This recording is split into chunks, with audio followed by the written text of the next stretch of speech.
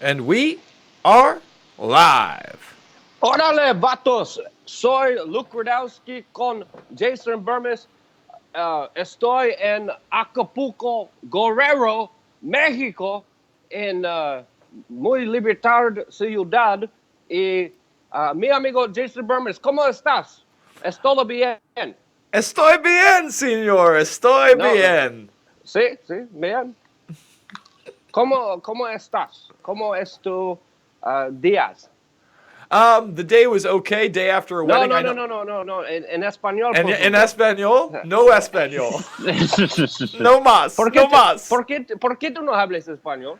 Um, Ocho? Like Ocho grade? I know everybody thinks I'm a Latino, Luke, and I get that a lot. Guess what? No South American, no Latino, no No. Spanish, nothing. I got nothing. Well, I'm here in Acapulco, Mexico. Obviously, I'm working on my Spanglish. As you guys can see, I'm doing my best here. Today is September 23rd, 2018. And welcome to the We Are Change live show where we go over all the important news that happened this week. We're going to get into a lot of stuff, Jason. I mean, there's so many different things happening. We're going to get into the Brett Kavanaugh hearings, the Sunspot Solar Observatory, Cody Wilson. Of course, we're going to argue about Conor McGregor, and of course, the bigger topics of war. And we are going to be live on Periscope, on Facebook. The what is it? The podcast of this video will be available on iTunes later, but mainly we're going to be talking to everyone here on YouTube, youtube.com/We Are Change, and we're going to be communicating with you, interacting with you, with, of course, super chats getting first priority here, since, of course, they keep us free and independent as a small news organization that is trying to do their best with all the pressure that we're facing from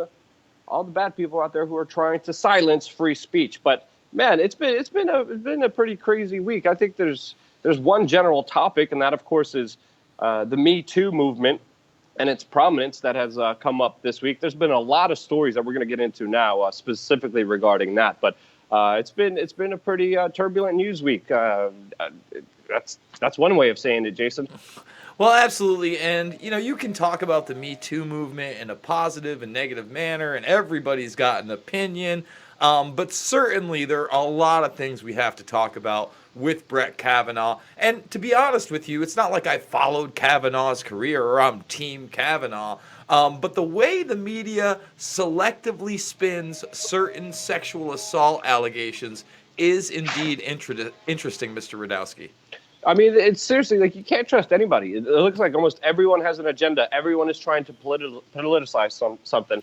And Brett Kavanaugh initially looked like just a clear pick that was going to be very easy for the Republicans to get into the Supreme Court. And it definitely hasn't been easy, as even some opposition is forming against him because of these kind of sexual allegations and sexual assault claims that are being put against him that, of course, the media is running with. But uh, again, the news stories regarding on what news publication you run with either have it that he's completely guilty or have it that he's completely innocent.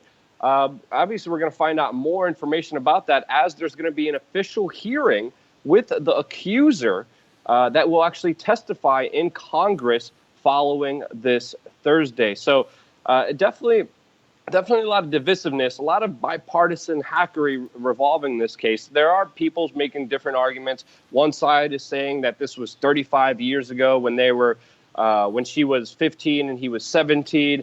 Other people are saying that this story is just completely made up. But with this whole story, we even saw why I didn't report trend all over Twitter. And obviously it was politically motivated. But I also saw a lot of people that I knew, a lot of my friends who were abused before, and hearing some of the stories was definitely shocking, to say the least. Especially a lot of the people, two of the people that I know personally as friends, were talking about how they were abused as children, and it was shocking to see and devastating to understand that. Yeah, there are a lot of issues that do need to be addressed, but do need to be addressed correctly. Were you following that hashtag, Jason? Well, I was following that hashtag because, again, I here's the thing. So we have this 35, 36-year allegation, right? Now, you have somebody like, and one of the people I actually retweeted this yesterday was Alex Winters. He is Bill and Ted, Excellent Adventure. He's not Keanu Reeves. He's the other guy. And he Yeah, I also, remember seeing that too, and that was also extremely disturbing. Not even just my two close personal friends that I saw tweet about this, but even he came out yesterday with a major kind of allegation. yeah, well, he's talked about being abused as a child in Hollywood before. And if you follow this channel, we are at the forefront of reporting on sexual abuse, not only in high powered Hollywood players, but in government and really halls of power everywhere. That's where we seem to see it. So when I see stuff like that, obviously, I don't want to in any way marginalize that, right? But then when you have this story, and by the way, there was a letter. It hasn't been out in public. Supposedly Christine Ford didn't want to come forward at first. She wanted it just to be anonymous and then to look into the allegations. And so I don't know how far this is. What we do know is the allegation is he was in a room with two other people. He's on top of her. She starts screaming and saying no, apparently, and he attempts to put his hand over her mouth, and then she gets away. There's no penetration. That's the story that was out there. But also reading in this Guardian article, Ford's lawyer is confirming that a number of other witnesses to this alleged assault would not be called. This included Mark Judge, a high school friend of Kavanaugh's, who was allegedly present in the room at the high school party where the violent assault is alleged to have occurred. And Judge has said that he has no recollection of any events described by Ford. There's also another female classmate, and she doesn't recall what happened at that event too. So obviously, the two witnesses that they were supposed to have against Kavanaugh aren't going forward. Yes, and that's the big issue here. Look, from any account, if you were to be on top of a woman and she says no, and then you put your hand over her mouth, that's it. That's too far, for sure. But there are no allegations here of rape. This is something that supposedly happened in high school. And I can tell you right now, Luke, if I was held to a standard of what I did when I was 17 years old and 16 and 15, let me tell you, it's not a high standard. I made some mistakes, folks, just like anybody else. And this isn't the first time, at least my generation. I know you were probably in Poland when this happened, but when Judge Clarence Thomas came into the headlights for being the next Supreme Court justice, Anita Hill accused him not of some kind of sexual abuse like this, but workplace banter where he talked about a pubic hair on a Coke and pornographic films such as Long Dong Silver. And there were huge hearings. And to flip the script a little bit, Joe Biden, who, of course, is touting this woman's story as absolutely true and we need to get her and Kavanaugh can't be our next Supreme Court justice, he was all over Anita Hill, all over her character, and so much so that he actually had to kind of pedal back and make a retraction and say that he felt sorry for the way he treated that woman 20 plus years ago. So there's a lot of mainstream hypocrisy we're seeing, and even CNN, Luke, and we're going to show that tweet, I believe. Even CNN got 5 women off the streets. We're told what the allegations were, and I'm just going to play this. I know you won't be able to hear it, but just listen to their reaction. This is a very short clip. It's 39 seconds long. A show of hands, how many of you believe Judge Kavanaugh when he says this didn't happen? I believe him. I do believe him. I believe him. How can we believe the word of a woman, something that happened 36 years ago, when this guy has an impeccable reputation? There was nobody that has spoken ill will about him. Everyone that speaks about him, this guy's an altar boy, a scout. He's, because one woman made an allegation. Sorry, I don't buy it. But in the grand scheme of things, my goodness, there was no intercourse. There was maybe a touch. Can we really? 36. And again, they went 5 for 5, and all 5 women they randomly picked up off the street, Luke, were like, "This is a witch hunt. This is ridiculous." That's not partisan. It definitely didn't look like the kind of situation that CNN wanted, especially with the way that they're covering this. But there's even congresswomen who are going up on the national stage and saying he's guilty automatically. He's automatically guilty. And we have to understand the thing that kind of differentiates, our kind of process, the United States process, is, of course, due process. And I think having that due process is extremely important. Being skeptical is extremely important. But let's find out all the details Let's see what's going to happen Thursday and then make up our minds on this complete thing. These are just some of the circumstantial evidence. Again, when it comes to these particular stories, it is a very difficult topic to talk about because if someone was violated, if someone was hurt, if someone groped or attacked or did something maliciously, especially in a sexual way, which is one of the most horrible ways that you could cause trauma onto a human being, obviously there does need to be justice. There does need to be some recourse. And I think overall, the discussions are happening now. It's sad that it's being used politically because there is a bigger argument and there's a bigger conversation that needs to be had here is how do we change as a society and how do we do this in a right way where innocent people aren't persecuted and guilty people are persecuted in the right way? Because again, it's a catch-22. There's a lot of people who are getting away with a lot of horrible acts and they never see any recourse. And that's a horrible, horrible situation. And we're going to get into other stories with the Catholic Church, the U.S. military, and their horrible abuses of children, which they're getting away with. But even on an individual basis, there are monsters out there men who aren't congruent, men who aren't even taught how to treat women properly. And also at the same side, it's not just a women issue, even though that seems what it predominantly is, with men usually being the ones who are acting like idiots. But it's also an issue on the other side with women also abusing men. And I'll tell you the stories I heard and even some of the personal things that I went through. I saw a lot of incredible, incredulous behavior, even directed at me, and I don't even know how to respond. There really does need to be a deeper discussion about this, but it can't be just politicized. And again, the whole due process thing is a very important process, and let's just wait until all the facts come out. Let's just wait until both sides are heard. This is just some of the circumstantial evidence we're hearing, and I think we're going to get to the bottom of it. Obviously, Republicans aren't happy because the hearings are being delayed. Obviously, Kavanaugh wasn't appointed like they expected to. But this is a bigger story that needs to be directed in a conversation that is productive to us and not just used as political brownie points for the either left mafia or the right-wing mafia, which is crazy. And again, the whole due process goes along with the next story that we want to talk about, and that, of course, is with Cody Wilson. Cody Wilson is a very prominent kind of anarchistic figure, and he was charged with sleeping with an underage woman. This story has people speculating a lot of different things. Again, we still need to wait until all the evidence comes out of this, but there are a lot of people who are saying that this was a clear setup because they believe Cody Wilson was a target for the government. The government was spying on him, mainly because he was the main proponent of 3D printed guns where people could download blueprints and have their own gun anytime and anywhere that they want. He rattled the political and social system of the United States with the technological advancement that he was putting out there for people to download and have the ability to have a gun within moments with just technology that anyone could purchase and buy. And that's why we're seeing a lot of speculative talk saying that this man was set up because of that target. But the details of the story, again, are somewhat vague. The few details that we know, and again, too vague for anyone to make a definitive assessment on what exactly happened here.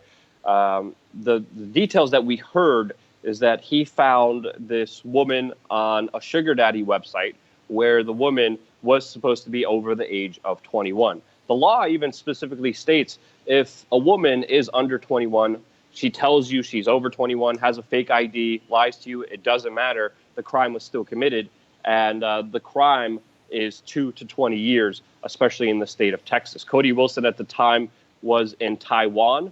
He heard that there was an arrest warrant for him, somehow got tipped off. That's another interesting part of the story to how that even happened. And he was looking for an apartment in Taiwan, and the real estate agent recognized him, called the Taiwanese police. And even though Taiwan does not have an extradition treaty with the United States, Taiwan still decided to send him back. And as of just a few moments ago, Cody Wilson has been captured and put in custody in the United States in Harris County, where he's facing the charges of sleeping with a woman that was 16, I believe. Again, the details here are, again, very murky of exactly what happened. and the circumstantial evidence. But it definitely looks like Cody Wilson will be persecuted for this action, and we're going to have to wait till the court proceedings to find out all the exact details of what was happening here. That's my kind of understanding of it. Do you have a different understanding of it, Jason?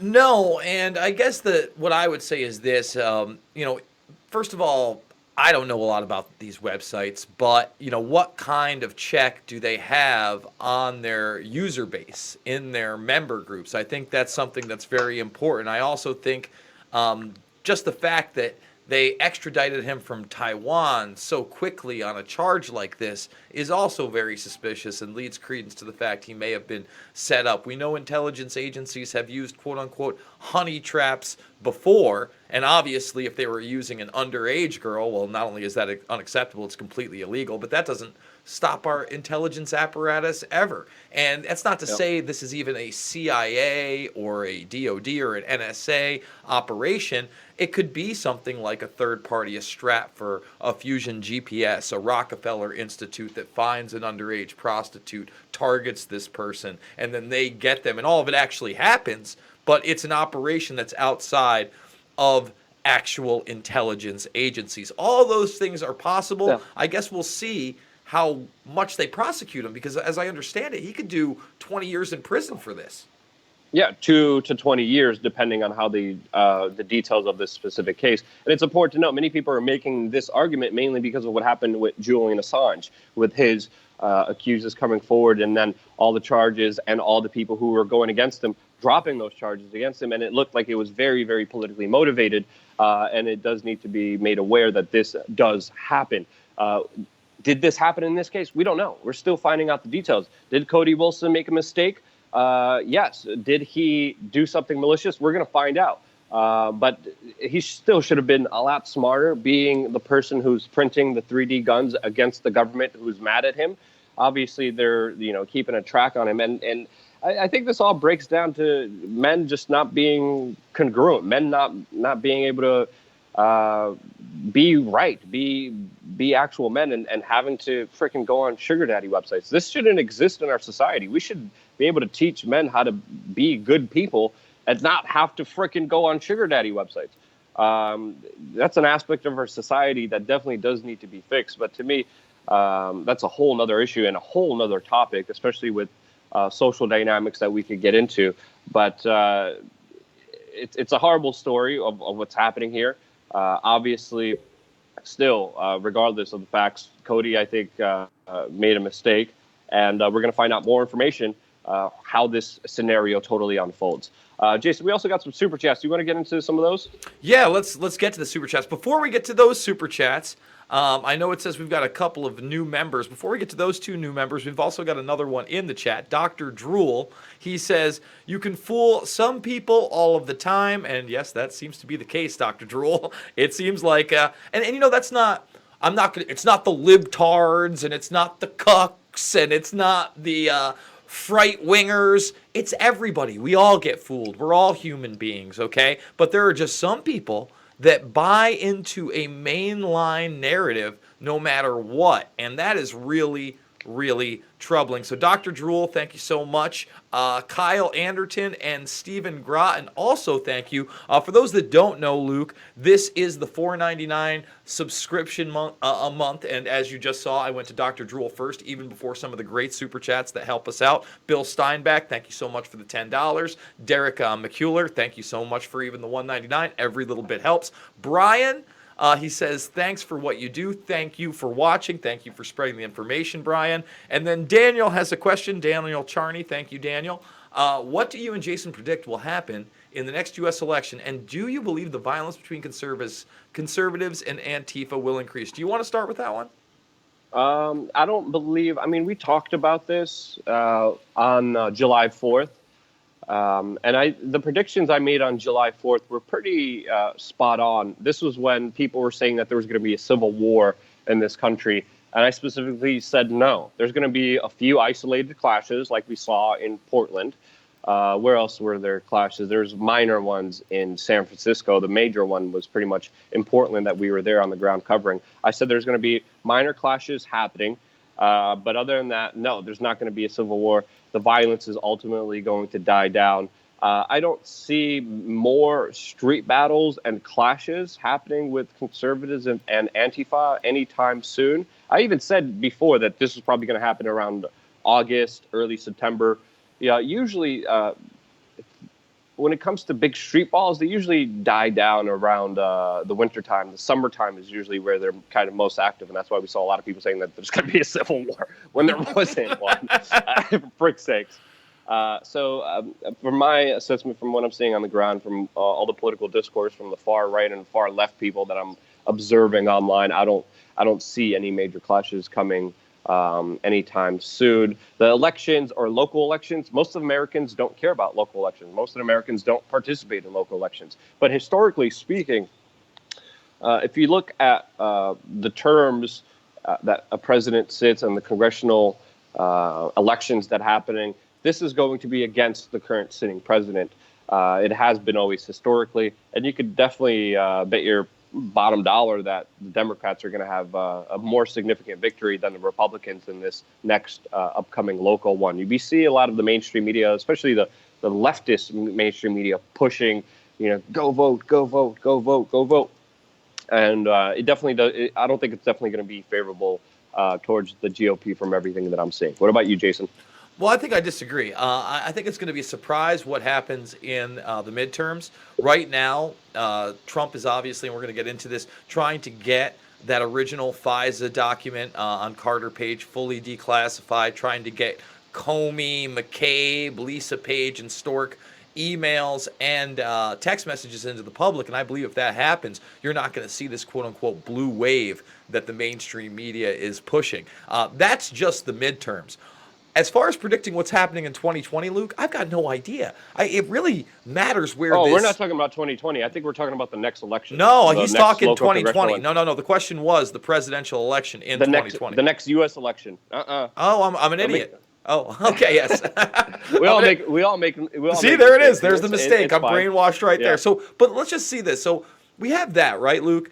And then when we do get to 2020, they're talking about running Bloomberg. They're talking about Biden polling well, maybe some Hill Dog. Bernie is old as hell, and he's probably the best chance and hope they have.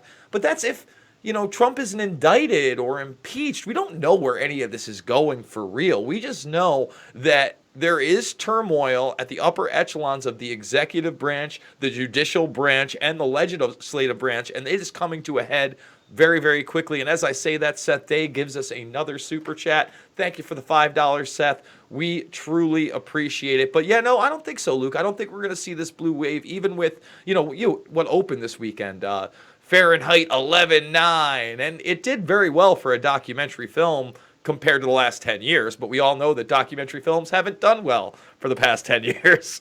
So I don't know, man. I don't know if the Dems hasn't done well. It hasn't done well at all compared to his other films that he released before. And that could be a number of circumstances. That could be because a lot of people aren't going to the movie theaters and they're just bootlegging documentaries and films. And another reason is the documentary business has gone down dramatically, especially with the rise of YouTube and this kind of like 10-minute, 5-minute video format style that does pretty much the same thing and does other political stunts like Michael Moore did, but in a more kind of faster, quicker, freer kind of rapid way. And we've seen, Michael Moore did do a lot of political theater early on, and he was well known for that. And he let's admit it, if you agree or disagree with him, he was pretty good at it. And his film, even though it was extremely soft, Fahrenheit 9/11, extremely, extremely soft on the bigger, deeper issues, had an impact on the bigger discourse. This one, it's not looking like it is. I'm still kind of curious to see it. I may bootleg it later, to be honest with you.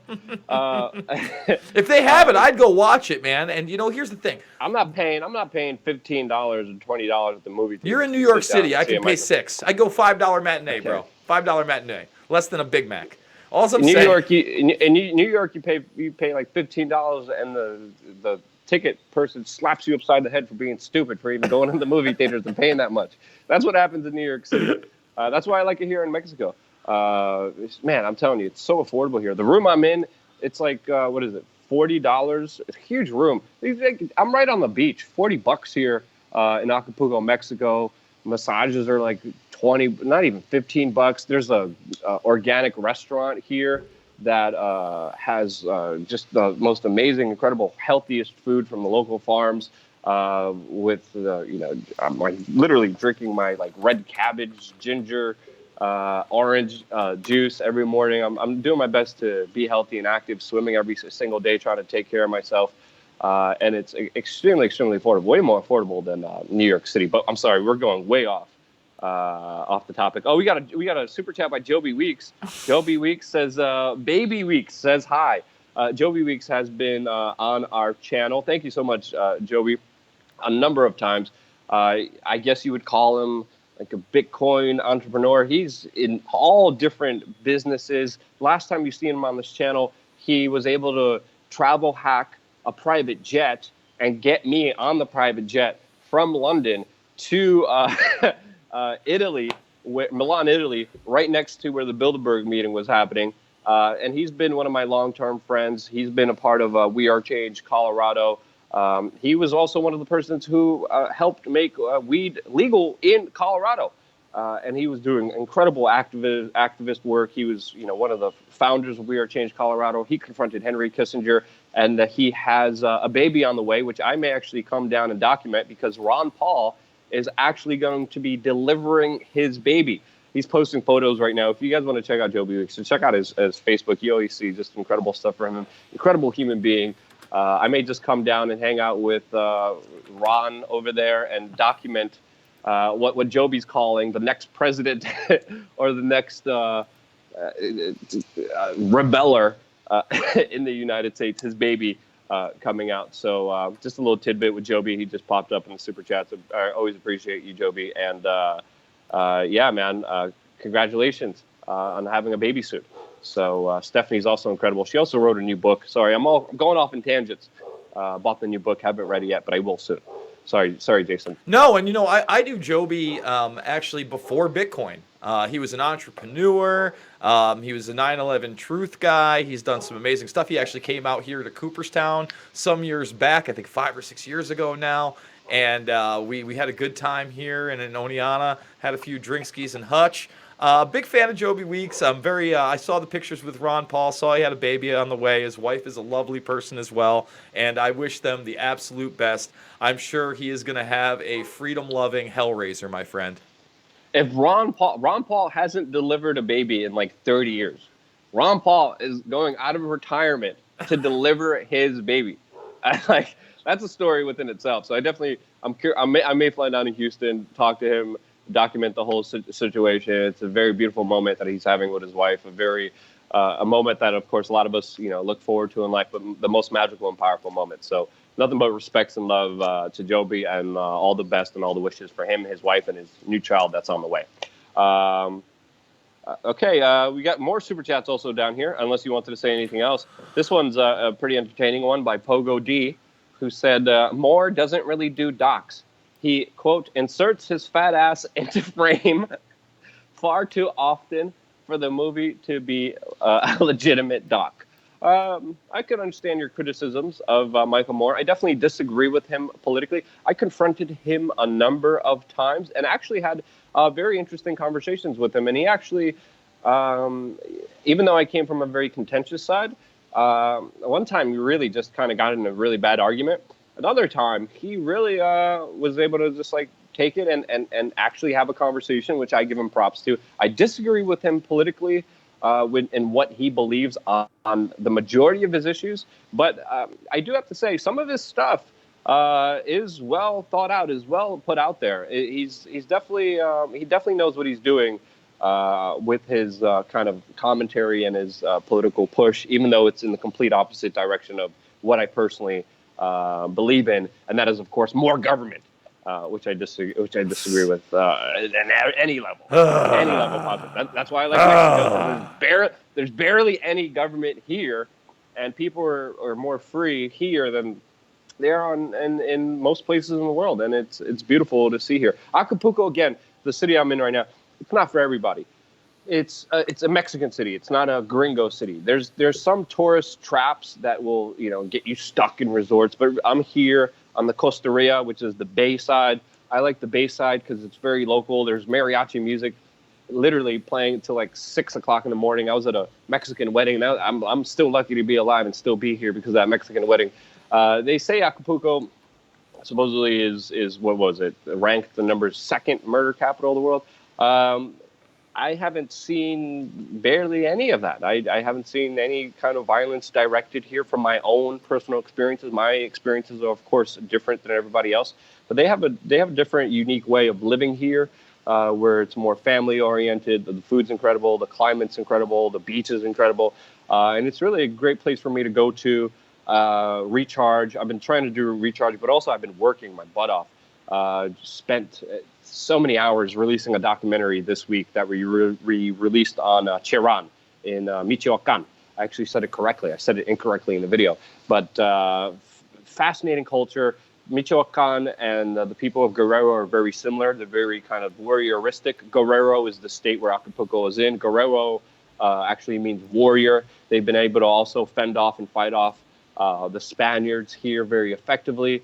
The city of Cherán, Mochi, in Michoacán, that has 30,000 people, actually totally resisted the Spaniards and the Aztecs. They have a big warrior kind of machismo spirit that 7 years ago overthrew the government, the police force, and the local drug cartel. And would you believe it, Jason? Without government, without police, without organized crime, their city is actually thriving.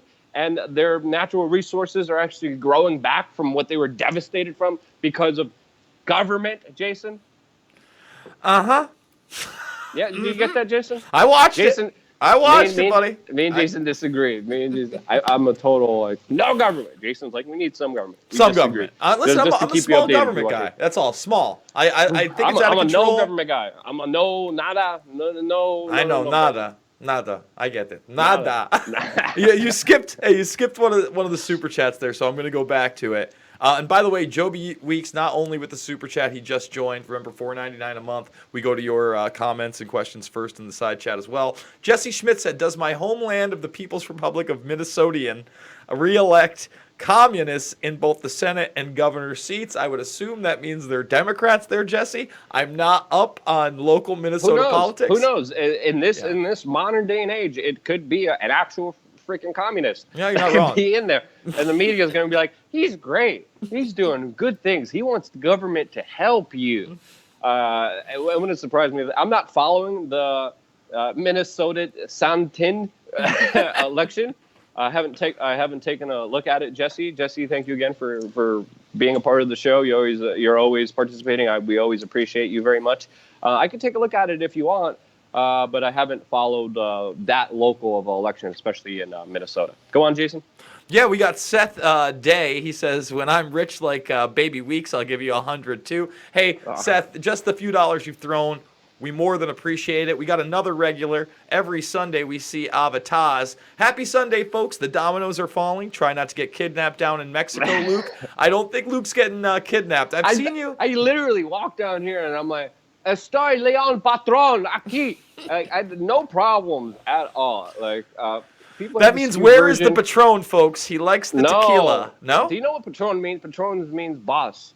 So I'm like, I'm the Lion King. So I literally walk around. I'm like, Estoy Leon Patron, and I have no fears. Usually, like when I was in Caracas, which is the #1 murder capital.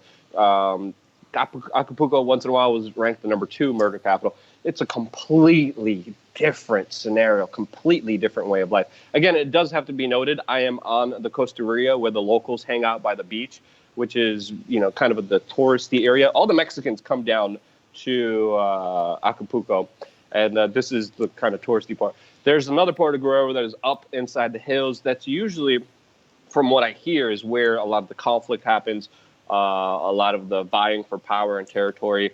That does occur. So again, I'm getting a skewed probably experience of this entire huge city. But so far, I don't have to worry about anything. I have a lot of friends who live here. I know a lot of gringos and expats who moved down here. I also know some nonviolent drug offenders. Some people call them felons, who were supposed to be in jail in the United States for using a plant that is medicinal. And they said, no, I am not going to jail. I'm just going to come here and live in Acapulco. So I know a couple people who live here who evaded the injustice system because they wanted to enjoy marijuana. They got caught. They were facing serious charges for what they needed as medicine even. And now they're living in Acapulco happy, and everything's affordable. And trust me, like the amount of personal freedom that people have here and the amount of like caring, salt of the earth people that are here would shock you and surprise you, especially from all the news reports that you're hearing about, the murder and the violence and all that. And a lot of that also needs to be said, I believe, from all the information I gathered by talking to the locals and talking to a lot of the people here, is because the state of Guerrero doesn't pay that much of significant tax to the main federal government, and the federal government's mad at them. And some locals have told me that this is a propaganda effort to keep people away from Acapulco, which it has worked. That's again, could be totally untrue, but that's what I hear from a lot of the locals here. Okay, moving on. Yeah, let's. I'm going to skip one of these so we can come back because a lot of them deal with this. Ian Hall says, "Pinche gringo, that was a great video." Seth Day, again with some more chats over here. He's got Michael Moore needs to eat less. Hey, I'm not going to take the cheap shot. Brian, thank you for joining. He is a new member. He also gave us a super chat earlier. Seth Day, again, when it comes to food, Michael Moore, let's hey. And then rim shot. Ian Hall for Alex. Again, hey. Let's read Seth's Day super chat correctly. He said, when it comes to food, less is more. Talking about Michael Moore. And then star rim shot. Right? Rim shot? Okay. Rim shot, yes. I was trying to stay away from rim shot, but okay. And then we have Ian Hall for Alex. We're going to go back to Daniel up in the top because he's got an actual big question that will probably take a minute. We're getting into that because we have a story connected with that later on. Yeah, so read the super chat and then get into the next story that we're supposed to. You got it. Supposed to go so on. The other one is Ian Hall says for Alex, but the gay frogs. Thank you, Ian. We do appreciate it. Phil, we'll get to you in a bit. We'll take your super chats now, but we have a ton of other stories to get to. So we'll come back to your super chats, guys. We really do appreciate them. Let's get into this story. Brooklyn Diocese in New York City, Luke. It really does seem like the dominoes are falling on this one. Agrees to pay $27.5 million to just 4 of their victims who were repeatedly raped by their Catholic teacher. Yeah, and it's sickening to think that people's good money that was going at collection during church is literally going to be used for something as sickening as this. There needs to be a lot of discretion and due process when it comes to these cases regarding Brett Kavanaugh or Cody Wilson.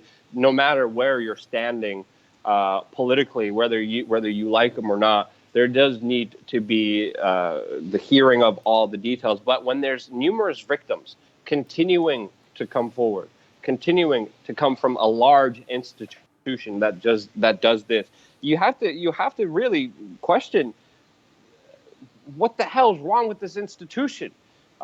Similar things could be said with Bill Cosby. If it was just one person accusing Bill Cosby, like, let's hear out the information. But when it's a huge number of women talking about Bill Cosby, who, by the way, whose sentencing hearing will be coming up shortly, you have to ask yourself, there is something inherently wrong with this institution that does need to be cleansed, that does need to be fixed. The Pope runs his mouth about every single darn issue that there could be: immigration, nationalism, of course, taking the far left side. But when it comes to this issue, the reporters ask him, like, what about all the pedophiles caught in your church and the institution that you run and are head of that is being caught time and time again committing one of the worst human atrocities on this planet all over the world? I got nothing to say. It's freaking sickening. Sorry, go on, Jason. No, all right, so let's talk about this, Luke. Can you think of another organization that would literally get away with not only molesting but trafficking in children for decades upon decades now proven? We have that Pennsylvania Attorney General report of 70 plus years. According to the LA Times, There are records showing this has been going on for thousands of years, and I'm specifically naming the Catholic Church here because why the hell has the Vatican not been raided by our government, all of their records taken, and the guilty prosecuted? These people have now covered up, again, I'm going to say it again, the sexual abuse and trafficking of children. And folks, it gets darker. Watch The Keepers. It's on Netflix. Yes, murder is a part of this, and we have seen dead bodies showing up at many of these Catholic orphanage centers as well. When are the people going to get upset enough and demand that the right thing is done here, Luke? It's absolutely insane. Just because they're using the cover of religion should not make them above the law, especially when it becomes an issue of the abuse of kids. Yeah, I completely 100% agree with you. There's no disagreement on that area. And you were asking if there's another institution that is large and then does these activities. And I would say, yeah. One of the institutions is, of course, the army in Afghanistan that is being prompted, supported, and protected by the U.S. military, which is another large institution that is getting away with this and committing, helping, aiding and abetting, and even paying pedophiles in Afghanistan, where it is just an epidemic that is happening there, where our soldiers who are trying to stop it, who are trying to report on it, who are trying to warn people about it, are actually getting punished. This is a crazy, crazy story that's been all over the presses, all over the New York Times. We've got an article here by Sputnik, but this is a real story. The United States freaking admits to protecting pedophiles in the Afghan military.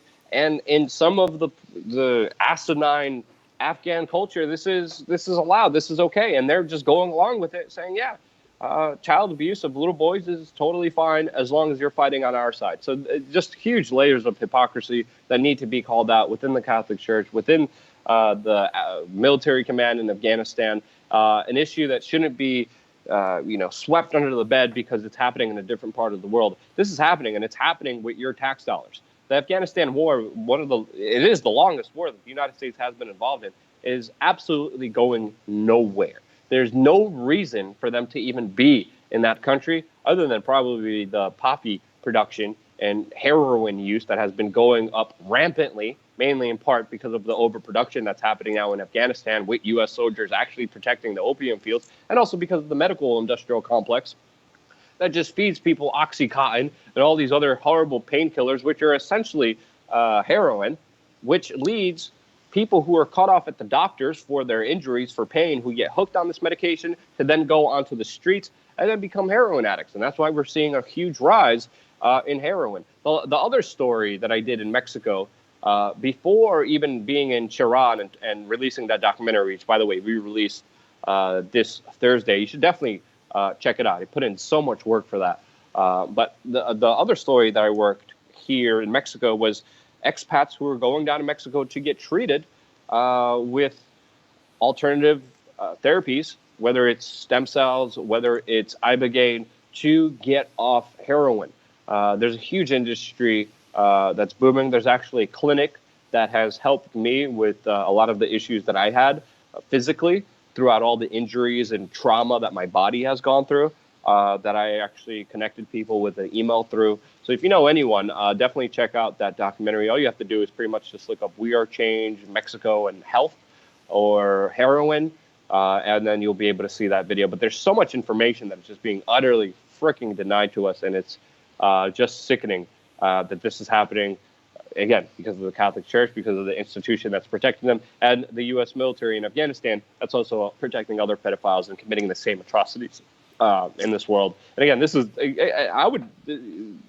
this is the worst atrocity that a human being could commit, taking away the innocence of children, traumatizing them, ruining them for the rest of their lives. And then again, that cycle of just viciousness and hate and barbaric behavior is just sadly continued with a lot of the people who do become abused as children, psychologically becoming their own worst enemy later in life and continuing that abuse, which is also an important part to talk about. So yeah, do you want to go on, Jason? Well, I want to say this. Not only is this going on now, but due to journalist Seymour Hersh, we know that in the Abu Ghraib prison system, forget about just supporting child rapists, turning a blind eye to child rapists, and fighting with child rapists. How about raping children in an illegal detention center in Abu Ghraib in front of their parents, Luke? That is an atrocity that needs to be addressed, and that's something that nobody speaks above their breath about. We are guilty of that, and it does make me sick. And again, I look at this world and what people get away with, and when you look at just those atrocities, it's hard to be surprised when you see some of the antics you see going on in government go on. If they can do this to kids, Luke, they will literally do it to anybody. Yeah, and it needs to be called out. If the media paid as much attention to these important, larger institutions, the U.S. military, the Catholic Church, as they are to Brett Kavanaugh, this would be an issue that would be dealt with. But they're not focusing on that much, on that bigger issue, and the larger amount of people. And if you actually think the media actually cared about us and wanted to stop horrible things from happening and actually was doing something that they cared for the rest of humanity about, this would be an issue. It's not. That's when you know it's politicized. And the hyperbolic politicization of our society is freaking allowing the worst horrible acts to be committed. It's making the rights wrong and the wrongs right. And it's the complete opposite of how we should be living. And that's why I distaste so much the mainstream media, because they're doing the biggest disservice that they can. And that's why we're focusing on these issues here, bringing them up to our audience, which again is being limited by the social media monopoly technocrats who are working with the government and the mainstream media to silence alternative voices so they can control the narrative, so they control the conversation, so you never hear about what's happening in Afghanistan or even the larger pedophile organizations out there that are protected, run, and operated by very, very powerful people. Sickening behavior. Sorry, what's the next story you had? The next story, Luke, is, of course, Trump said on Monday that this is it. Before the elections, and remember we were reporting on it last week that Devin Nunes said this was coming, that the initial FISA warrant for Carter Page, which is in the IG report about 6 times, heavily redacted, was finally going to be declassified, that more emails and text messages, including ones from and to Comey and McCabe, were also going to be declassified, and lo and behold, the next day... The DOJ and FBI plan redactions for sensitive Russia investigation materials requested by Trump. And let me say this. I saw mainstream hacks and jackasses like Chuck Todd sitting there with one of these NSA talking heads going, Stephen Halper got outed, and now guess what? He can't be used as an FBI operative anymore. So... again, the way the media plays these tricks, a year and a half ago, Trump was a conspiracy theorist for saying that his campaign had been spied on and that there were FBI informants on the inside. Proven true, Stephen Halper's just one of them. And now the media doesn't say, hey, Trump was right. They say we can't use Halper as an FBI informant anymore. It's absolute insanity, and you and I both know that these redactions have nothing to do with national security or preserving quote-unquote tradecraft other than just betraying the people and running a national security deep state. This is exactly what we saw with the JFK files and the bigger battle that Donald Trump was fighting, trying to declassify those, promising he would declassify those, and then his own CIA and his own intelligence officers were like, no, that's not going to happen. And Donald Trump being there on the record, and then ultimately kind of bowing down to the bigger intelligence agencies and being like, oh, okay. Like, have we ever even got all the JFK documents out there, Jason? Have there even been all released? No. And again, they're killing the same bullcrap excuse, national security. We need this for national security. You can't know everything that happened about JFK and all the mysterious circumstances that happened around him, leading people, of course, to become conspiracy theorists. The government is the biggest proponent of conspiracy theories, and they're the biggest producers of them because of their bullcrap. And this is just another example of, I want to see what's going on. I want all the documents released in the Russian investigation, especially how our name was slandered because of this bullcrap kind of propaganda out there. Because yet again, everyone spies on everyone. Everyone mingles in everyone's business. Israel mingles in the United States business more than any other country, but no one wants to talk about them. Saudi Arabia, China, Russia, the United States, they all attack each other. They all meddle in their politics. Of course, they all spy on each other. That it is unknown secret. But for them to selectively target Russia and make this whole big Russia thing, it's just absolutely ridiculous, absolutely politically motivated. We've been calling out from day one that this is just a larger distraction against the bigger issues. And of course, Trump's playing into all of this. The media is playing all into this. And the real issues never get addressed. And we're talking about speculating how Russia was involved. I mean, come on. Everyone knows this is bullcrap. The whole media establishment knows it's bullcrap. But they love feeding you bullcrap because it fits their agenda. It fits their kind of segue and their kind of diversion away from the actual reality that me and you as a human being have to face. And that's why they love it. And that's why they're still going to be talking about it. And that's why I want to see these documents released. And that's why it's probably going to be just like the JFK files. And we're never going to see all of them. And we're never going to know the full truth because of the government, Jason. It's all the government's fault. Well, I'm not going to go that far because I don't believe it's all the government's fault. I think the people do corrupt things. And let me also say this about the JFK documentation. Trump wasn't the only one. It got pushed back before Trump. We were supposed to see these a long time ago. He did guarantee we were going to see them, and then he said in 6 months we were going to see them all again, and we didn't. However, over on the backup channel, I want to let everybody know that I did a little video called Kennedy Killers Revealed, How to Name Names, and I was able to take... and I know a lot of people are going to say, bull snap, Jason, you don't know what you're talking about. But I was able to take the documentation that was released and make a compelling argument for some of the names and the people involved and how the attack was actually carried out, folks. So if you want to see that video, please go over to the backup channel and please check out. No, leave. Sorry. I got the Yeah. house cleaning. No, you're fine. I got you. I'm busy. Like, what are you? Sorry, go ahead. No. You can go check out that video. It's Kennedy Killers Revealed. I'm going to give you one name to look up. If you guys are JFK buffs out there, Warren C. DeBruy. Say it with me again. Warren C. DeBruy. And his initial report is the key to finding the names who killed Kennedy, but I assure you it was members within the FBI, the Secret Service, and the CIA, rogue members at that. That's where I'm going to leave this. But yes, Luke, I'm always for more transparency, and kudos to Tucker Carlson. He's, again, one of the few people that has it spot on in the mainstream media going, since when did the media applaud hiding documentation from the public? Well, since we've been paying attention, because they did the same thing with 9/11, they did the same thing with Iraq, they did the same thing with Syria intervention, and they continue to feed us the military-industrial complex line that continues us on the path to war. Yeah, God forbid the people know what the government is doing with their tax-paying dollars, right, Jason?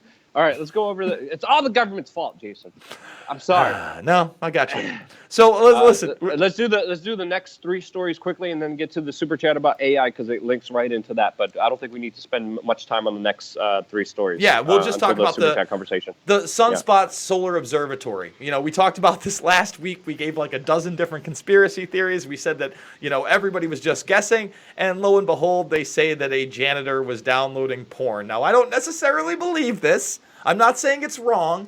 I find it very suspicious that it took 11 days to figure this out. And I'm just saying, they shut down an observatory for 11 days, Luke, but they sure didn't go into a certain pizza parlor once and do an investigation for a day. Just saying. Yeah, this story is absurd. Why would they shut down an observatory for a janitor that was using their Wi-Fi to download, as they describe here, child pornography? They say that this janitor left the laptop and it was found by the workers there. Then this janitor was talking about there's probably a killer somewhere loose and was panicking when his laptop with his public information was found with child pornography. That's their official story of what they're saying. How does that make any sense? How incompetent. Why do you have to shut down a sunspot freaking solar observatory for 11 days because of allegedly a horrible, monstrous freaking human being who downloads this stuff on their things and leaves the laptop there? The case is pretty much open and shut. There is no wider investigation that the FBI needs to get involved in when they have his laptop with his public information. He wasn't the smartest cookie. He wasn't a stealth human being because he left his laptop open with child pornography, according to their official story. So why do you need an 11-day investigation? It absolutely makes no sense. The government could be just doing this just to mess with people, or just shows how incompetent they are, or it could be a bigger conspiracy. Either or, government is the problem, Jason. Next story. I like how you slid that one in. I think that this one does deserve to be talked about. The last interview with Julian Assange was released this week to a full media blackout. Didn't see it on CNN, didn't see it on Fox News, didn't see it on MSNBC. That shows you how these supposed opposing viewpoints refuse to talk about a real issue.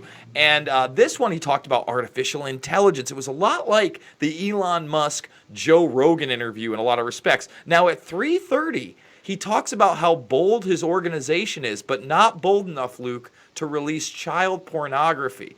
And the question was not about child pornography. So you have to ask yourself, why did Assange mention this if, in fact, he has not received, some of these drops with child pornography and possibly sanitized them? Another thing in this interview that I thought was extremely interesting, he was talking about artificial intelligence, their dangers, robot-on-robot drones, which we just saw became a reality back in November. The military just reporting it this week, an MQ-9 Reaper drone shooting down another. But he even said this when he was kind of talking about life. He said there was a possibility that evolution does not exist, in the fact that life does not evolve. Now, I don't think he was talking about microevolution, the evolution within species, in other words, a horse to a zebra, that type of thing. I think he was talking about macroevolution, and he was saying, well, there is the possibility that we're not finding life in other planets because it, in fact, does not evolve. So many interesting things in this interview. In fact, he said that he started WikiLeaks while he was doing encryption programming, Luke. So he was trying to decrypt physical reality, and that's where he got the idea to do these types of drops. So insightful, and it really needs to be watched in full. It's an hour long, and it may be the last time that we hear from Assange long form, Luke. Yeah, I mean, we're not able to hear from him now because the Ecuadorian government literally took away access to him having internet, took away access for him being able to see human beings. He's able to see his lawyer. And that's it. They completely shut him down, mainly because he was going and promoting the Catalan resistance movement that was going against the Spanish government, which, of course, the Spanish government had good relations with Ecuador, and then they made a deal and then just screwed over Assange and cut him off. And what's happening here is pretty much solitary confinement. Imagine being stuck in a room. He's been there for years stuck in one single room. It's just utterly insane. And all of this is because of allegations against him, sexual harassment allegations, which need to be pointed out, came out to be dropped by his alleged victims. So the whole reason he's in there is just complete bunk. As we know, the United States secretly wants to indict him with the grand jury indictments that they have against him for releasing documentation, classified documentation that they never wanted you to see of their horrible actions with your tax dollars. This whole story is just utterly freaking insane. I definitely recommend checking out this interview. I'm going to post this link into the comment section. I actually already did, Luke. Save it for later. I did post that one in there, and I just want to let everybody know that although you didn't see this in the mainstream media, what did you see in the mainstream media about Julian Assange this week? Across every single platform. What was it? Oh, the Russians were going to help him escape in December, but the plan fell through. Now, the Russian embassy has denied this, but again, The media doesn't want to show you the insightful interview with Julian Assange, the person that's actually giving you actual documentation against your government proving how corrupt it is. They want to try to demonize him and the Ruskies together, and that's what they want to report on, Luke. Yep, of course. And again, where did that get that information? What's the evidence? Let's see everything. Let's see everything. Let's judge it for ourselves. And the government is saying, no. We know better than you. We're your mom and dad. We're going to tell you that Santa Claus exists. We're going to tell you, no, you have no access to find out the frickin' truth. And that's why, Jason, government is the problem. Sorry, I just can't help myself. I disagree with you so much about that. No, I hear you. But it's okay. We can have a civil discussion and debate all that, and that's a great way to have a conversation. But I think that what we're talking about here leads into our next story, but also leads in perfectly with the super chat that's left with Daniel Carney, and he says, "Can humanity ever return to its former state after AI, artificial intelligence, and social media?" ? Very abstract question, I know, but I'm genuinely interested in your guys' thoughts. My assessment, do you want to take this one first, or should I? I mean, why don't we just talk about the article really quickly and then talk about this bigger question? Because my short answer is no. But the next article that we have kind of solidifies that. Yeah, and by the way, no as in where we are on AI right now, because Facebook is a type of AI. Elon Musk talked at length about that with Joe Rogan, and he basically has given up. He said, look, the Pandora's box is here. There is no regulation. Whatever happens, happens, and we're not going to be able to turn it off. Now, what this is, scientists discover how to upload knowledge to your brain. It's an actual device, okay, with different triggers for your neurons that form on your brain with different information they can feed it to. And the specific purpose of this task, Luke, was to train people quicker how to fly. And so by activating these neurons, by putting this device on the heads of actual skilled pilots while they were in flight simulators, taking that data and then applying that data through the device to novice people who did not know how to fly, well, guess what? They learned how to fly 33% quicker and better than their predecessors. And this technology right now is literally in its newest and rawest form. It is in its caveman form. We have no idea where this is going. We don't know what the singularity is going to be like. And yes, I'm sorry, social media has already changed society to the point it will never go back to where it was. And artificial intelligence is going to radically change society in the next 5 to 10 years in waves none of us can imagine. That's how I feel about it. And the growth is going to be exponential, and it's going to be faster than we actually could even recognize and understand. It's really, really daunting because, again, Vladimir Putin even previously said the country that develops the next artificial intelligence will be the country that dominates the world. He also talked about how artificial intelligence is going to be the next nuclear bomb. We're talking about capabilities and abilities that our minds can't even conceive because the perpetual growth is just that large. So something that we've been warning about and I've been talking about this issue and warning people about AI for a very long time. There needs to be something done. And again, government's creating the problem and there's no recourse because of governments. So that's my argument there. As far as social media is ruining our social life, it's our actual life. If you look at the effects that social media has on people, it's detrimental. It's horrible. It's causing more depression. It's causing more anxiety. It's causing more people to feel horrible about themselves, and it's done pretty much on purpose. It's gamified. A lot of the big social media companies and a lot of their executives don't let their kids use social media as accessibly as everyone else is using it because they know it's a horrible tool used to monetize you, to take away from you instead of give you something. A lot of people think, oh, Facebook's free, Instagram's free. It's not free. You are the product. You are being sold. You are being manipulated. You are being used in so many different ways. Right now, it is an avenue to reach people.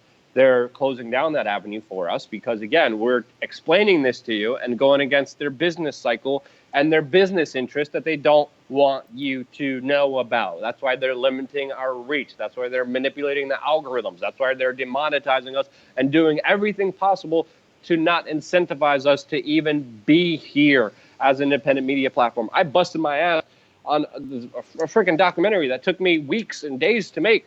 And we're just going to make sure that it's demonetized and 20,000 people see it. It's like I put so much effort. I put my blood, sweat, and tears into this, about this idea and this concept that proves that people, 30,000 of them, could live without government, could live without police, could live without organized crime, could live peacefully and thrive and live a lot better than they did before. No, they don't want you to see that. They want you to believe in a big daddy government. They want you to give them your power and authority to them, and that's just horrible. Also, with just everything that's happening online, especially with pornography, that's a whole nother Pandora's box to open up, because it is literally changing the neurons inside of your brain. It is changing the way we interact with each other. It is changing so many different things. Many people don't know this. Majority of the internet used for pornography, and that pornography and that easy access to it messes up our heads in horrible ways that we will only understand years from now, when it will be too late to revert back. And that pornography, again, is being promoted, pushed on us. Everyone's freaking talking about it's just the way society, I guess society hasn't been perfect, but the way that the society's trajectory is just horrible. Unless there's a huge EMP or solar flare,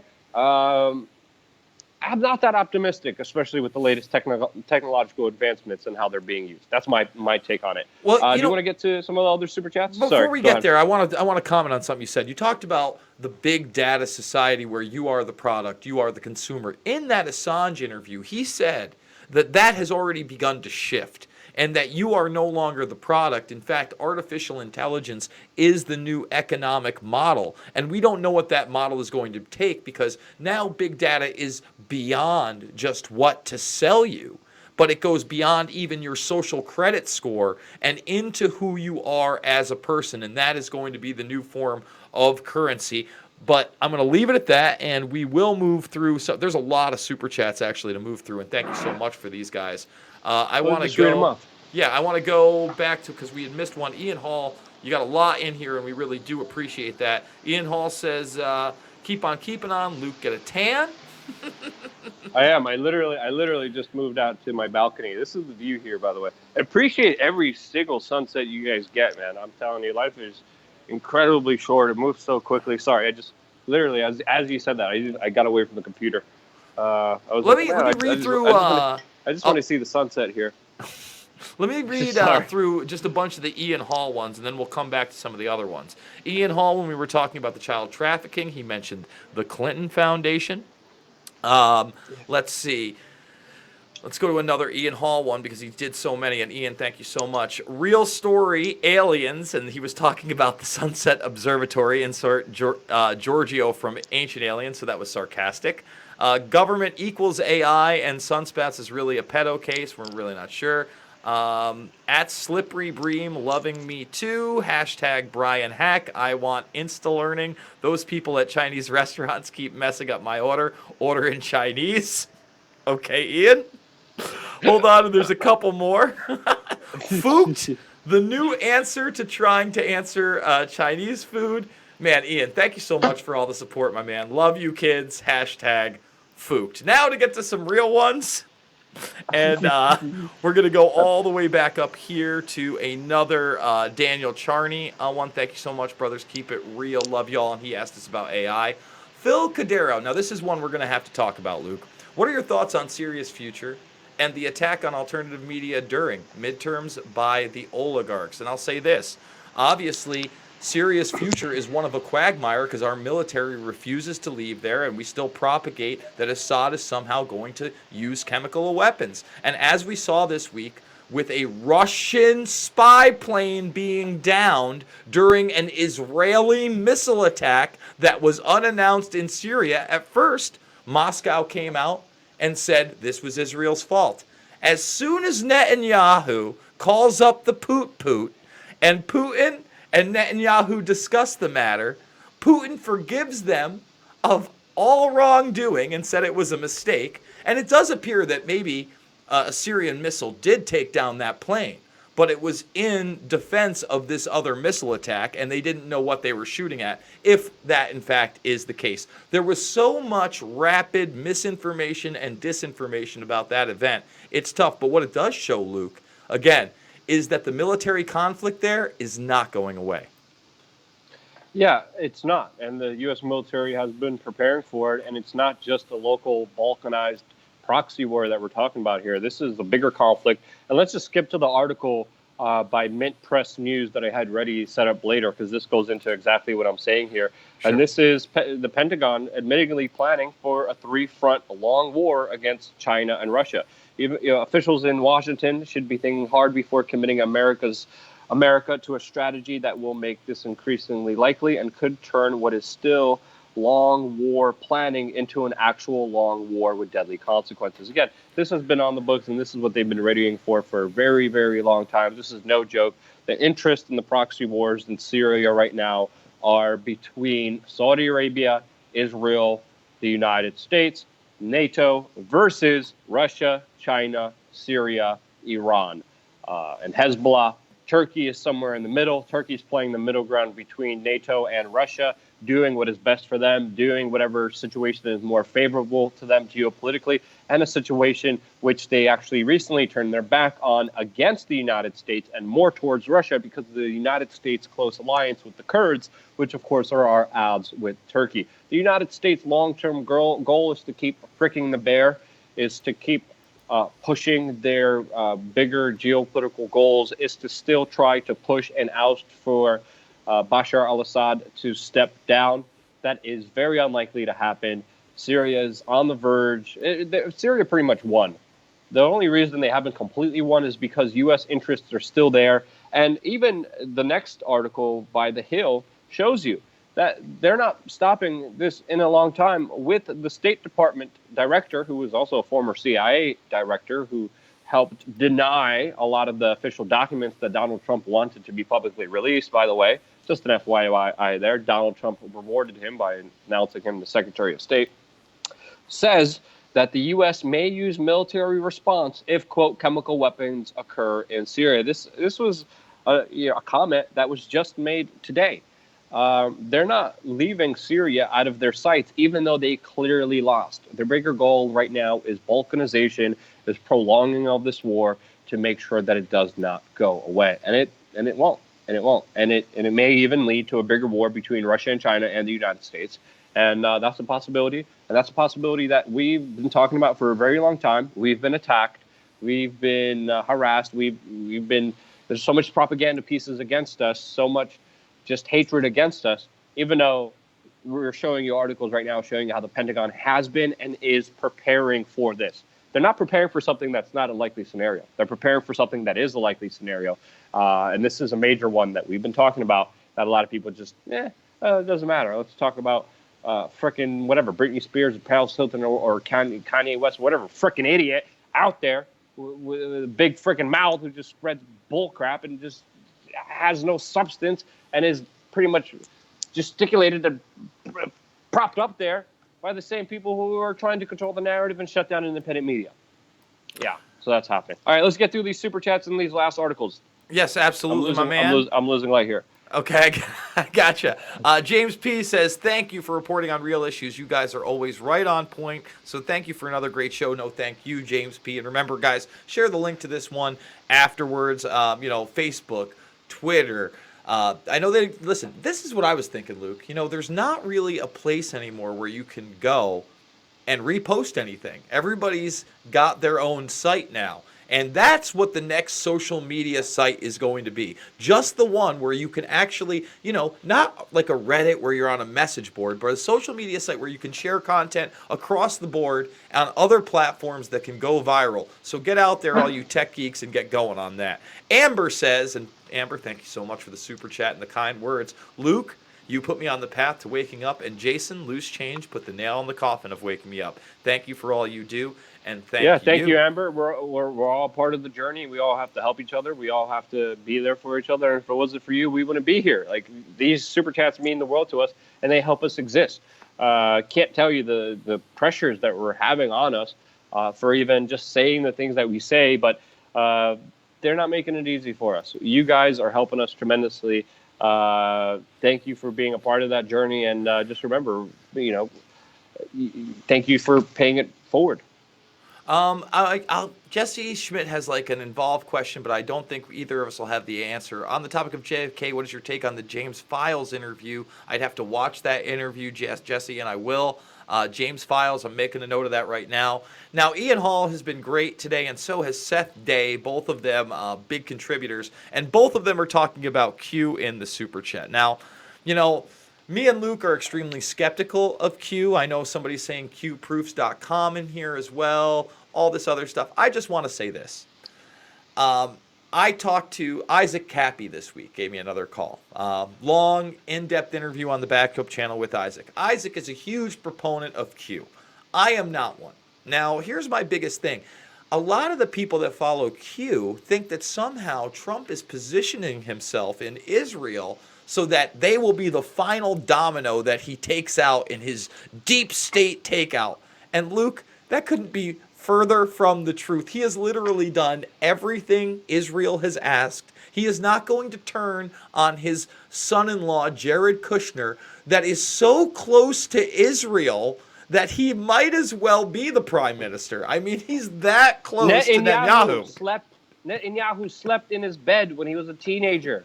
Kushner went to the basement, and Netanyahu said, "Oh no, go ahead, take my bed." It blows my mind. Listen, guys, we've got to stop believing in message boards, anonymous sources. They are tools just like anything else. And if you can't verify it for yourself, then you should really be highly skeptical. And the other thing I'm going to say to you is, you've got to be your own hero, man. No one is putting on a Superman cape for you as a keyboard warrior and going to save this country. And I'm not trying to come at you and make fun of you or say that you're intellectually inferior. I understand we all want to have hope. But unfortunately for me, I don't want to solve a puzzle. I want to get out in the streets with a sign and say, hey, this is the problem. I want to be next to the politician and ask them a question and get a direct response. I want the government documentation that proves the abuses at Abu Ghraib. That's what I do. And for me, I just feel like there's a lot of wasted time out there on things that are basically, Luke, imagination land. Yeah, not only imagination land, but just hyperbolic, reactionary bull crap that doesn't serve people. Don't know how to communicate with each other. People do not know how to talk or how to even have an open mind. And that, to me, is two of the biggest things that really weigh down society and weigh down our human civilization, with people just being like, okay, let's show me the evidence. Not just saying, oh, this sounds good, I'm going to believe it because it sounds good and it confirms my personal bias. No, this is why we're not Democrats. This is why we're not Republicans. This is why we're not liberals or conservatives on this YouTube channel. We have our different philosophies, we have our different agreements, but we take every issue at its hand. Even with the latest sexual harassment allegations and the whole Me Too movement, it's time to look at evidence and actually have an open mind to different things and be able to process that information by actually seeing what happened instead of jumping to conclusions and saying, screw it, you're automatically freaking guilty, you're automatically innocent. QAnon's going to save the world. He's going to topple Israel because of this. Stop it. Stop with your bull crap and just be a human being that conducts himself correctly in this world and doesn't just like to throw crap everywhere like a freaking orangutan. Seriously, that's what the majority of political discourse is. That's how I see the mainstream media. Mainstream media is just literally this big, old, nasty, dilapidated farm. And they bring up these pigs on there, and they put lipstick on them, and they literally feed them crap from the corporations, from the governments, from special interests, from the intelligence agencies. Those are the people who are running the mainstream media because they're lining their pockets. And instead of lining their pockets, they force feed this garbage trash into these vile pigs' mouth that are only made to look good because of lighting and angles and all this freaking makeup that they have on you. I was on some TV shows before. The layers of makeup, freaking so stupid. And then these pigs sit there and then regurgitate this bull crap onto you.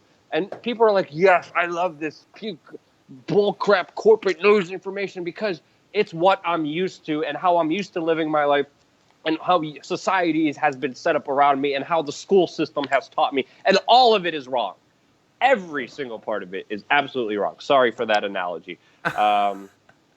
Yeah. You know, saying that, I'm just going to keep moving on because as we talk about the digital universe, Luke, Trump has finally said that he is going to draft an executive order reviewing social media companies, aka the tech giants, the Twitters, the Facebooks of the world, Google, all that stuff. And now he says it's not official. This was a headline yesterday while you and I were out enjoying separate weddings, you in Mexico, I in upstate New York. While you were enjoying mariachi bands, I was enjoying some down-home cooking in a country atmosphere. But the internet moved on. They literally gave out health packets, like recovery health packets at the wedding. That's how crazy they get here. Okay, regarding this specific story, it's important to note that the White House press secretary Lindsey Walters did say that this is not official. This was pushed around by a lot of the right-wing circles who have been censored by these big social media monopolies, which is going to go directly into the next big story with James Wood and the crazy thing that happened to him. But even if this law gets passed, supposedly that doesn't exist according to the White House. A lot of right-wing people want to believe that it exists, and that's why they've been pushing this story.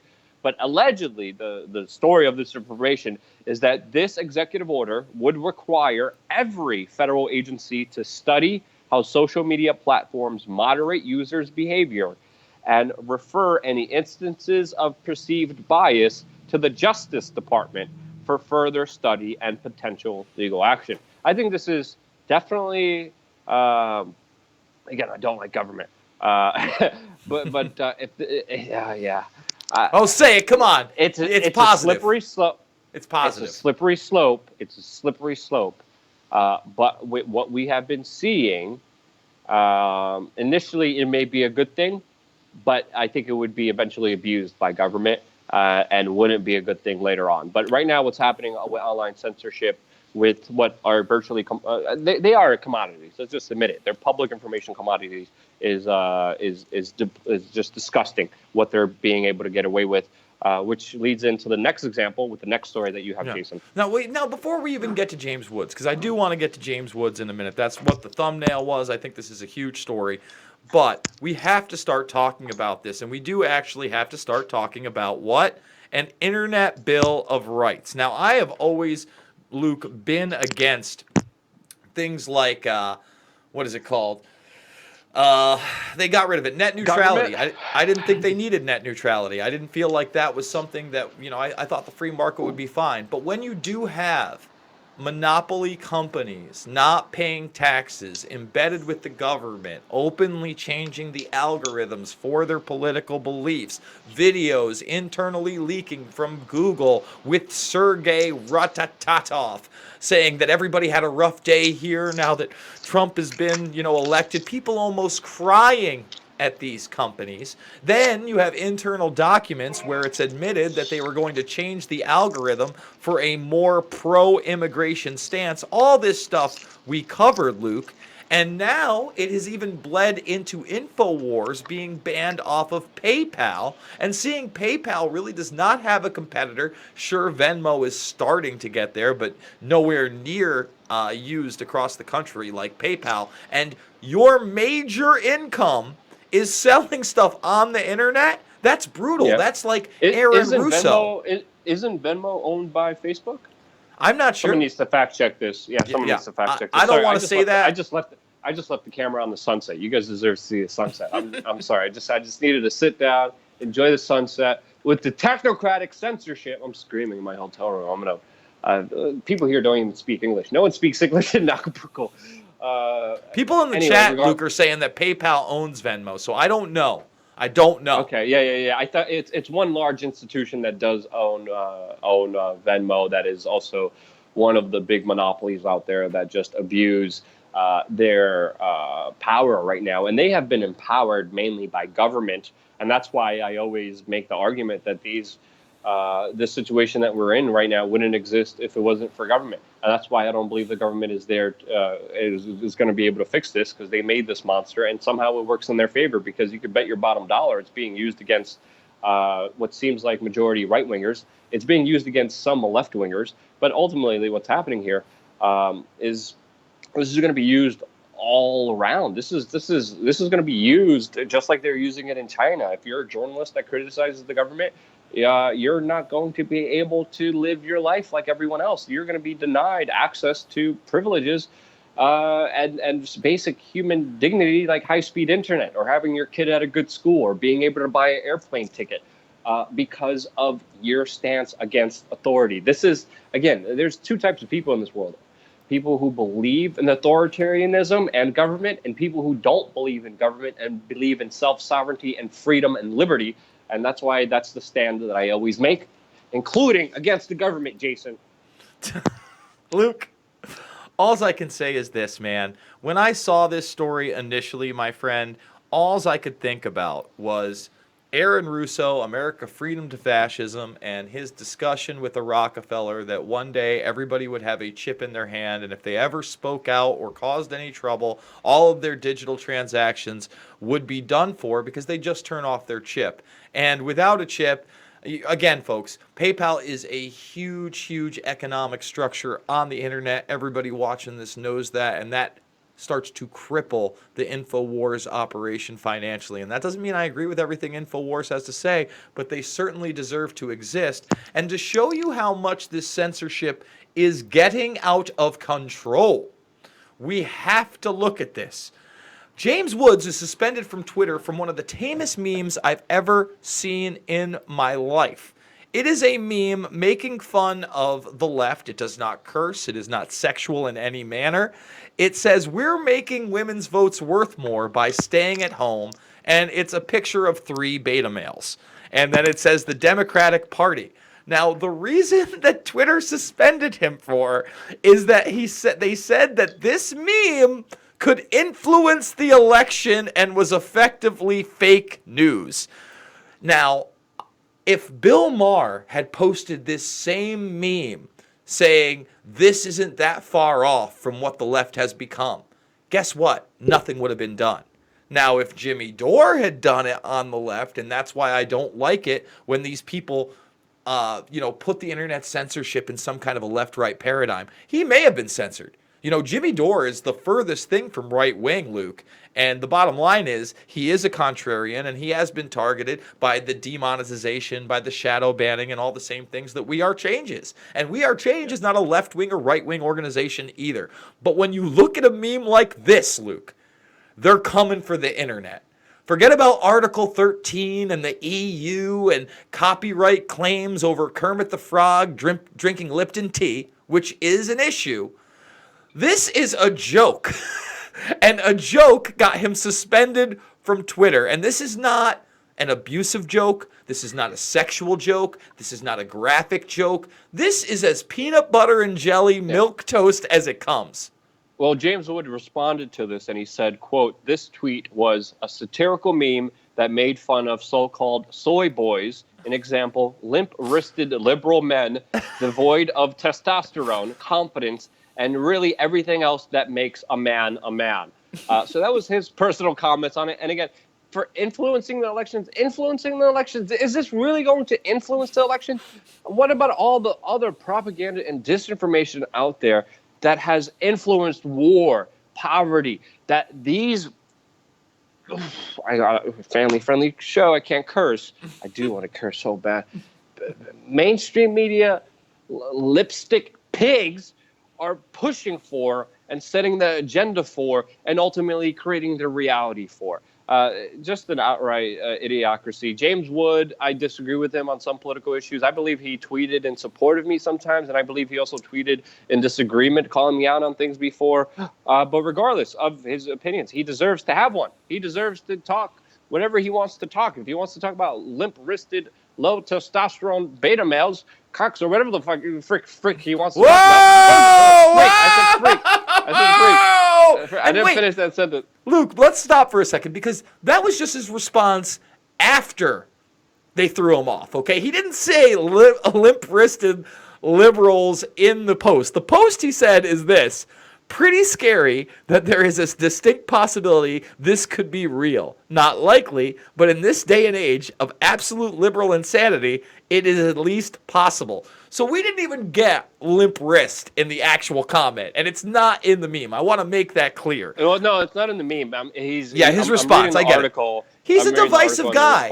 You know, he's very right wing. Divisive guy. Yeah, yeah, and I'll say this: very right wing. But again, deserves to have an opinion. He deserves to have an opinion, but he's going to be very easy to be attacked because pre-Me Too movement, you type in James Woods, and without anything else, you're going to see some sexual predator allegations, okay? They've been around since the 80s, the 90s. They put him in the Family Guy where he joked about banging Kate Moss in a bathroom at a party doing cocaine and how terrible it was. I mean, that is his MO. Is that he's kind of like this dirty old man, James Caan type guy, James Woods. So, listen, I don't agree with everything Woods says. I do follow him on Twitter. I think that he's got an interesting perspective. He is in my film, Fabled Enemies, for what happened to him pre-9/11 involving Mohammed Atta and other hijackers. People need to check that out. But I think it is absolutely obscene and absurd that anybody would be banned from a social media platform. Well, he's for locked posting. out. He's locked out, and I bet there's probably going to be some soft response from some PR response from Twitter, if any,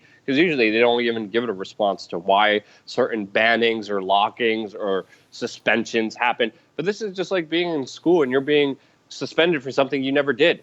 And again, like you're literally in the schoolroom, you have another kid shooting another kid in the head, robbing him.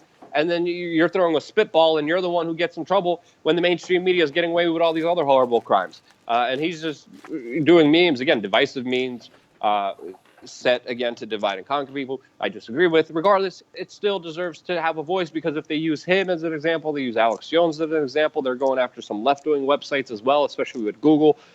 This is not going to end. This is not going to end.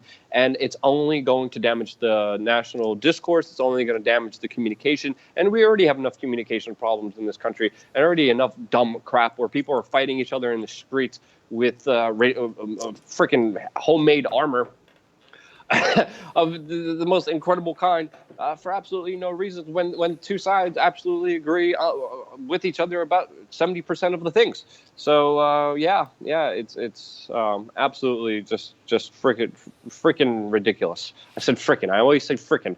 Not the F word. And not to harp on it anymore, I want to wrap it up here on this, Luke. But let's read off the super chats, and then I'm going to argue with you about Conor McGregor beating Khabib. All right, but again, I want to say this, man. It's really important we talk about this, because now it's getting into finances. Now we are talking about trade and commerce limitations. It's beyond deplatforming, social media, free speech. We are really seeing a ramp up of authoritarianism in a very, very short period of time.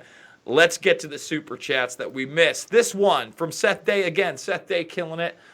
With Ian Hall also, both of them. This one's from Seth Day. We are beyond AI. YouTube search former DoD contract Brian 2, TEW, by the way, discusses consciousness, computers, and mind control. I'll have to check that out. We did talk about a film. I'm sorry. And I do agree with Seth. We are way beyond. I don't think we're way beyond AI, but I think the capabilities and advancement of AI are being hidden away from us, just like every advanced technological innovation that is usually first used by the military and then secondarily is made public a couple years later down the line to the rest of the world. Sorry, Jason, go ahead. No, absolutely. Great insight there. Ian Hall says Isaac Hook is a great dystopian author.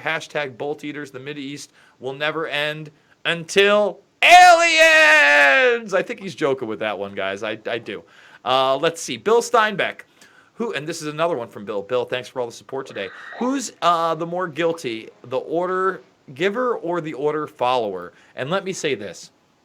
Anyone that takes the marching orders that will cause another person harm, detriment, they're not a human being. They are a puppet of a system that doesn't even care about them, because sometime there will be orders given to take care of them as well. These bootlickers that think that they can get away with something because they were ordered to do that, and that's whether you're in the military or you're in some corporation somewhere, and you know that you're doing wrong, man, if you're covering up for a demon in the church, all those things, they're going to catch up with you. So I don't know that there's someone that's more guilty. I think that you have to look into your own soul and decide what kind of person you want to be, Luke.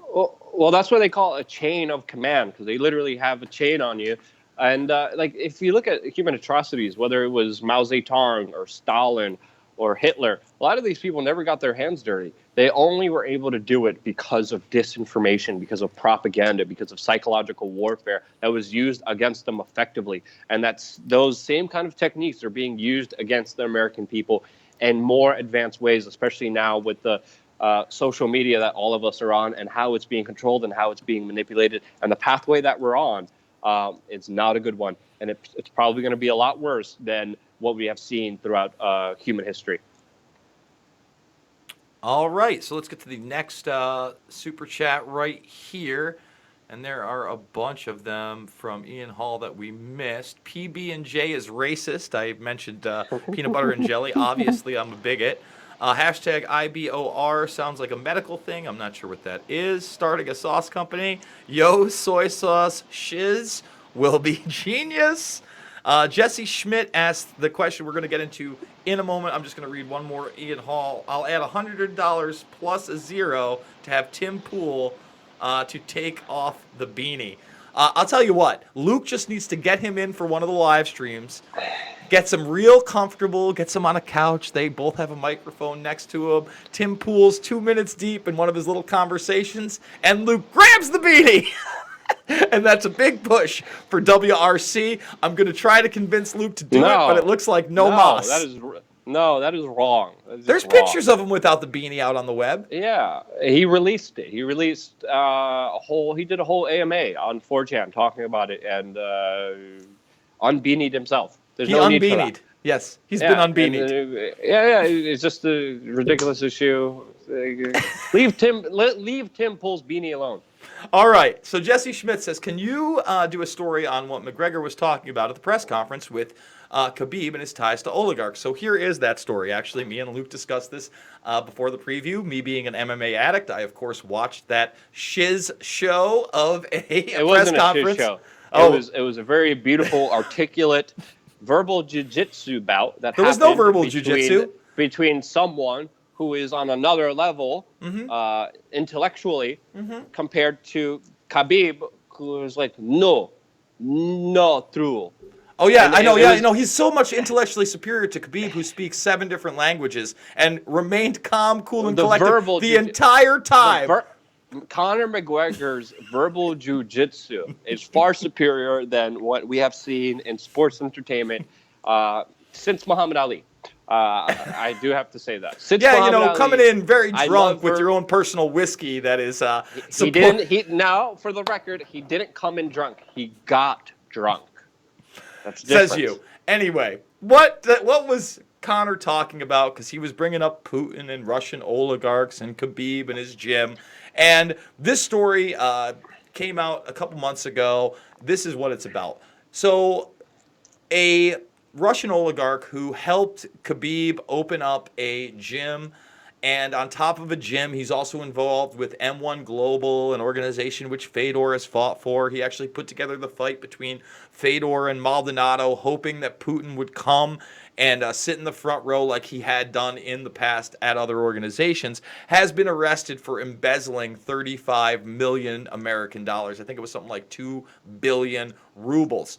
That doesn't surprise me. Again, this is a guy that's, a Russian oligarch. He's working with a Dagestani fighter, somebody that obviously has ties to that region, and he puts together a gym, and lo and behold, get this, Luke, rich people do illegal things and sometimes get caught embezzling money. This has nothing. Who is this Habib guy hanging out with? His name is Zuvadin Magomedov, not Nurmagomedov, which is Khabib's last name. But what it all means is absolutely nothing. Khabib sat there very calmly. I don't know about that. Oh, you don't? No. Tell us your Polish conspiracy theory, Luke. Well, there's a bunch of conspiracy theories you can make here. Sorry, the sun just went down. I'm enjoying it too much. No, man, it was interesting seeing Conor bring up something that deep. He definitely knows how to get into people's mind. I don't know if he was that successful with Khabib, Nope. to be completely honest. But there was a point where Khabib kind of like was. I mean, obviously, verbally, Conor is far, far, far superior. But there was a moment that I would say Khabib kind of like lost his cool and was trying to speak out and trying to be louder and kind of was losing. Kind of did get frustrated, which is a good sign because this is the way that Conor kind of gets his wins, as he gets into people's minds like he did in Jose Aldo's. And that's a whole other aspect of fighting that people don't really consider. But it was so that's a good side towards Conor McGregor. But when they did face off, Conor did kind of look down like 5 times as he was talking. Oh, he's got no chance. And didn't maintain eye contact. So that's bad on Conor's side. But regardless, Conor is still gonna win because it just makes no other sense. Conor's definitely gonna win. Let me say this: Khabib is going to beat him so unmercilessly that I predict that either Conor will tap due to strikes, which you don't usually see, because again, Khabib doesn't have a lot of one-punch power. Khabib doesn't have strike. He's going to hold him down and beat him so bad that he's going to be on his knees and he's going to go tap tap tap tap. How does the fight start? Does the fight start with them hugging? Does the No, fight start with them hugging? the fight starts. How does the fight start? Let me tell you, the fight starts with Conor taking taking a shot at him, missing, getting taken to the ground, and then pummeled for 5 minutes. Conor again is going to come in there and he's going to feel the situation out. He's not even going to throw the first punch. He's going to counter. Conor is a great counterer, and Khabib is a horrible boxer. And again, that situation is going to unfold. Sure. Khabib is going to try to hug him. I really, really, really dislike fights where they're just hugging. I really dislike those fighters. They're not as entertaining. There's no kind of class. It's just kind of like, I'm just going to hug you and try to be. I don't like those fights. They're not entertaining. I like the entertainment aspect of it all. I like the kind of show of it all. And Conor is one of the best ones, and he has been able to do it successfully. He's taken many risks. And I think we're going to see a similar situation like we saw with Aldo. But it's going to happen in the second round. And I think, Khabib's going to grab him, but I think second round, Conor's going to come out. He's been training for this with a lot of wrestlers. He hasn't been doing a lot of the media stuff, except for that press conference that we just saw a few days ago, which was very entertaining to watch. There's so many like social dynamics that you could just see and read just by watching that press conference. Oh boy, Luke! Yes, he is a clown, but he's an entertaining clown, and I don't know, I like his whole backstory. Luke, we got to cut it short. We got to cut it short. What? I got something big here. First, I'm going to read these two. I'll wait till you hear it. I'm going to get to these. I'm going to get to these three quick Snapchat or super chats. Talking. Mike F, $2. Thank you, Mike. Every bit helps. Jared Young, story here, guys, about James Wood and how stupid Twitter thinks liberals are. You need to blast that as a talking point. Again, we don't like the divisiveness, but he shouldn't be banned off of Twitter. We just covered that in length in the last segment. Patrick Sagoon, second accuser, has come out on Brett. Breaking news. Thank you, Patrick, because a second woman has come out, this time in college, and this is just posted 5 minutes ago on the Chicago Tribune. I know, that's what I'm talking, Luke. We got the break in here. That's why you watch the We Are Change, guys, because we will give you the breaking news, and thank you so much, Patrick. So I'm just going to read it. The New Yorker magazine is reporting that Senate Democrats are investigating a second woman's accusation of sexual misconduct by Supreme Court nominee Brett Kavanaugh from his teenage years. So again, now we're still in his teenage years, but he's no longer in high school. In a story posted Sunday night on its website, the New Yorker reports that the claim dates to the 1983-1984 academic year. So again, we're 35 years ago. Kavanaugh's freshman year at Yale University. Yale University, by the way, Luke, where he is in DKE, the longest serving fraternity in the country, and the one, it's not Skull and Bones, but yes, George Bush Sr. is also in there, along with a lot of elite names that you would recognize. The magazine says Ramirez members. The claim that's being made here is that Kavanaugh put his genitalia in her face at a Yale party. That's the accusation that's going out there right now. And it caused her to touch it without her consent, by the way. So Oh boy. I mean, and nobody is going to defend a man that's taking his flaccid or not so flaccid ding dong out and swinging it into a stranger's face. I can assure you of that. That's not what I'm here for. But it should be interesting where this goes. I mean, again, the he said, she said is never going to end. The goal here may be to stifle his nomination and keep this going for long enough that they can put some kind of doubt into public opinion and that he does not get confirmed. I mean, what are your thoughts on this? I mean, this is coming from the writer Ronan Farrow, and they usually been they're pretty good. They usually don't put out disinformation, so this is going to be interesting. This is definitely not a good sign for the Republicans and Trumpsters. A lot of people saying they're very disappointed with Trump's pick on this, with obviously all this information coming out. And yeah, I mean, the story is still developing. It looks legit from just the basic circumstances. But again, we don't know. Let's not jump to conclusions. And by the way, Luke, I do want to say this. This is the New Yorker. They're the ones behind the first allegations. It is Ronan Farrow. When we are talking about Ronan Farrow, it is important to discuss that not only was he the journalist behind Me Too, behind taking out Harvey Weinstein, but he is also Mia Farrow's son and supposedly Woody Allen's son. But there's a lot of speculation there. He may actually be Frank Sinatra's son. But he has taken the side of Dylan Farrow, who says she was molested by Allen when she was only 7 years old. And just this week, Allen's current wife, who was his daughter from the age she was 8 years old, came to his defense in an op-ed. So there's a lot of weird sexual allegations and, claims being put out there regarding Ronan Farrow, not only as a journalist, but as a person, that just have a large spectrum of talking points and controversy, Luke. Yeah, and it's also important. A lot of the I'm looking at Twitter right now, and I'm seeing a lot of reactions saying, that's it, Brett Kavanaugh is done. There's no way he's going to become a Supreme Court justice now. Even from the MAGA people, the Make America Great people, the kind of diehard Trump supporters, and the people who backed Trump originally, people like Mike Cernovich, who are bringing up ties of Brett Kavanaugh to Bush. That, of course, makes a lot of the MAGA people not happy, since they're not usually big fans of George W. Bush. But no, this definitely looks like it's going to end his push to be the Supreme Court justice from the initial hearings. But again, let's not jump to conclusions. We got to wait to hear out all the facts first.